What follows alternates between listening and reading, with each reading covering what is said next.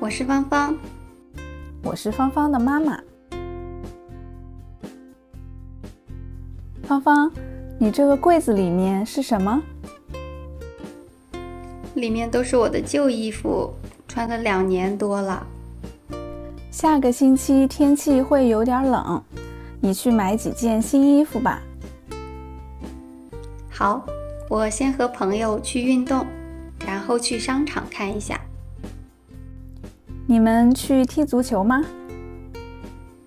是的。大概几点回家？下午5点多吧。好，那我做几个菜，等你回家一起吃晚饭。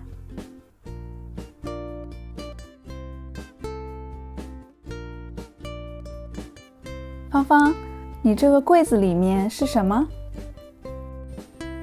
里面都是我的旧衣服，穿了2年多了。下个星期天气会有点冷，你去买几件新衣服吧。好，我先和朋友去运动，然后去商场看一下。你们去踢足球吗？是的。大概几点回家？下午5点多吧。好，那我做几个菜，等你回家一起吃晚饭。